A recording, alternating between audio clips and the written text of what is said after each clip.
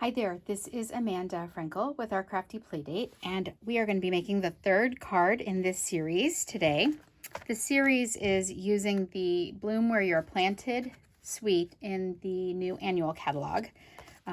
That suite includes the stamps and dies, which I talk about a lot in the other two videos, so you should be good there. It includes the paper, which I am going to show you, and it also includes these paper lattices. So we've used those in a couple of cards, or actually, I think we used them in one card. And it includes the paper. I told you about that. So this is the paper, and we're going to talk a lot about this paper today because that is the star of the show here. But this is the box. It's pretty low profile. It normally has a ribbon through here, but I dropped it, so I'm not bending over. It's way too much work. But you have made this card with me. That was video 2. You're going to make this one with me next. That's video 4.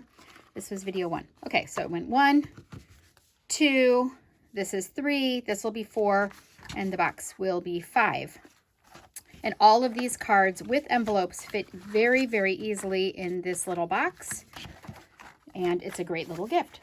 Hostess gift would be fabulous. Okay, so let's move on. We're going to talk about this card. This is the easiest card I've ever made for you, and it's because the paper is the star. So you would think, oh my gosh, she's already stamped all these plants on this paper. No, I didn't, because I've only used this stamp set and die set for all 5 of these videos in this series. This is the paper. The paper actually, the dies actually cut a lot of these little plants and these pots out of the paper. So as you know, with our paper, it's 12 by 12. It has all of the colors listed here that you would need for if you wanted to use every color in here. It's whatever coordinates, whatever you've got.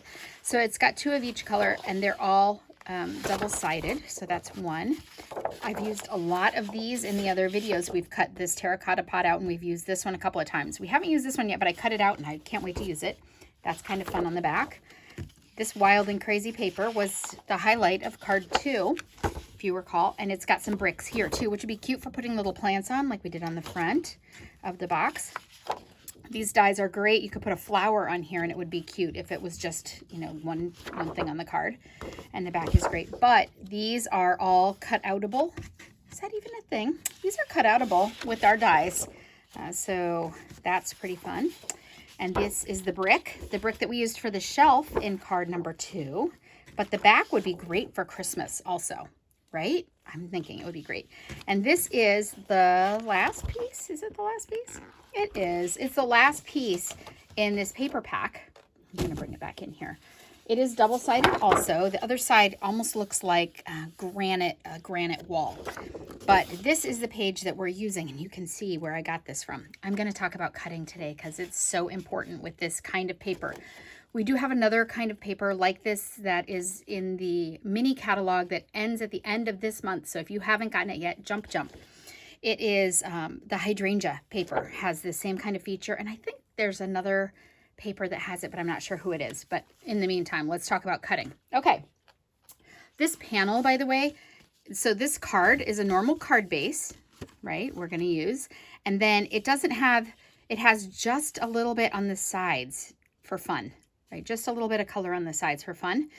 And this piece right here is straight from the Designer Series paper, and it is 4 inches wide. So you just have a 1/2 inch in width that's not covered, and I wanted a little bit of a frame with that lighter green on there. So let's work on it. Here's what we're going to do. We're going to take this paper, turn it like this, and cut it at 6 inches.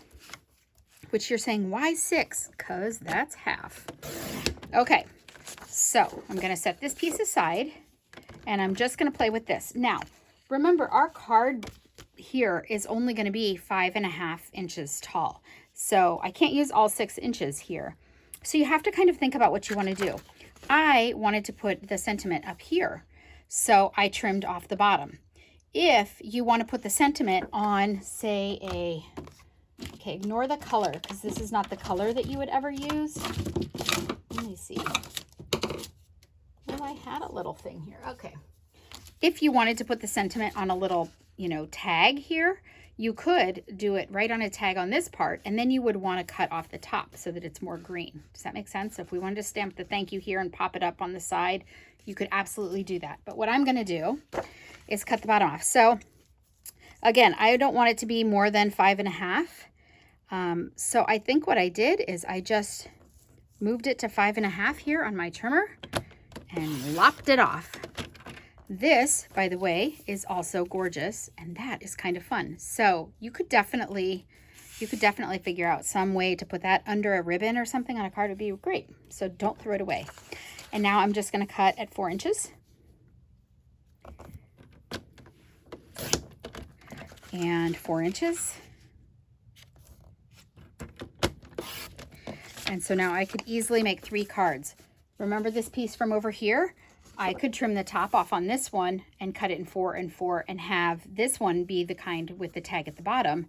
I can get 6 card fronts out of one of these 8. I'm sorry, I was going to say 8.5 by 11, but it's not. It's 12 by 12. So definitely use your supplies wisely. Okay, so we're just going to play with one. So I'm going to put these over here in my extra box so that I can play with them later. We are using Evening Evergreen, which is going to be, I think, my go-to color. That and this other color that we're using for the card base, which is, color is that? What color are you? It is Soft Succulent, which I love. So we're using that color too. Okay. I'm going to stamp on this because you do want to stamp on it before you glue it. I'm going to just ink this up. This is my thank you stamp. And you can put a mat under here if you want, if you're worried about your image. Not your image, but the image that you stamp. And there you go. That was pretty easy. So you'll see that even though I've been doing this for a million years, I'm like a dinosaur stamper, I still use 2 hands all the time, straight down, straight up. Even when I'm using a smaller block, 2 hands, straight down, straight up. Every once in a while, you'll see me kind of cowboy it, and it never ends well. It always ends badly that way. Okay, so now we are going to tie our bow. This is the Evening Evergreen Open Weave ribbon, and it is in the annual catalog, and they make it in all of the new in colors. So I bought them all because you have to. You just need them all. All right, I'm going to pull in my bow maker and do a quick bow for you here. I'm not going to go through all the steps of the bow because you guys have A, seen me do it a million times, and B, there is a video back, I think it's my very first video ever, so be kind, that talks about bow making and actually has the bow on there, me making the bow more at this angle so you can kind of see it better.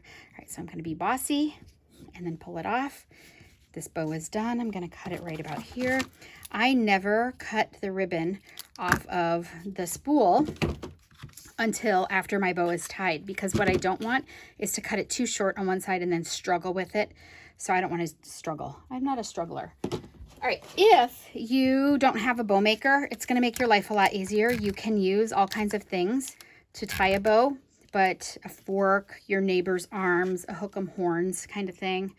But if you don't want to do that and you need a bow maker, my customer makes them for me, and I do have them here, and I can sell them. So I'm just putting, by the way, a little piece of Scotch tape on both sides of the bow. I'm going to make sure that it's kind of straight. All right. All right. There you go. And now I am going to fold my card base. And find my bone folder. Do that. A little bit of liquid glue. We'll see. The other day, couldn't buy a break with my liquid glue, and it was my fault because I leave them open sometimes. Look at that. I leave them open sometimes, and then they're not my friends, and they act out. But they mostly act out just like children. They act out when I'm doing a video, just like kids act out when you have company. Why do they do that? They're completely nice and kind. Completely nice and kind all day, and then you get around company and they act out. Right? It happens. So your glue does the same thing. Acts out when you're in videos. Okay. And remember, I'm going to have a little bit of a frame over there and a little bit of a frame over here. And I'm going to wiggle it up just a touch. And there you go. It's all set. So there is the easiest card you've ever seen me make. It only took this long to do a video only because I wanted to show you how to cut it but now I could make 100 of these really fast if I had enough paper. All right, so that's all there is for this. Be sure that you come back for the rest of the series of the cards and the box. If you see anything that you like from this video, I will have this video's items listed at the top of the description, and then at the bottom of the description I will have everything that I use through the whole series in case you want to make everything in there, which who could blame you. But in any case, if you see anything you like, I've got links, you can click on them. If you don't have a demonstrator, I would love to be yours, and I thank you so much for coming. I love this set. I hope you enjoy it too. Have a great day. Bye-bye.